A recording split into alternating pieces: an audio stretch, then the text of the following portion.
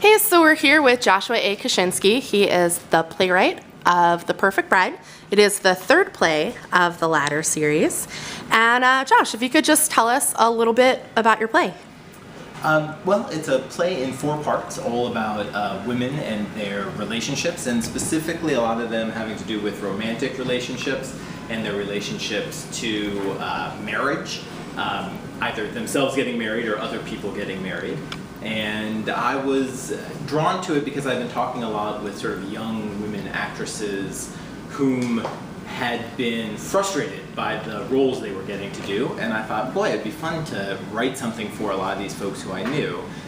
So I'd written these different parts in different situations, and then thought, oh wait, these might be interesting to see all together. So I'm very excited because this is the first time I'll get to hear all these different things together and see if they work as sort of a whole unit with an audience response.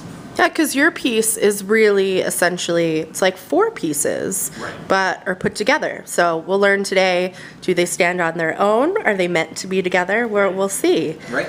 So what has the process of the latter series been like for you? And what does it mean to you as a playwright to have a stage reading? What's that like for you? Well, it's been terrific because I've gotten to work with a handful of actors who I know and like very much, who I always enjoy working with. I've also gotten to work with a whole bunch of people who I don't know, which has been very exciting. It's always great to meet new folks and new talented people. It's always really valuable for me to hear people who are not familiar with the work, see how they respond to it, both as actors in the process, what works easily, what doesn't work easily, what's clear, what's not clear. And I'm really looking forward to seeing what an audience will respond.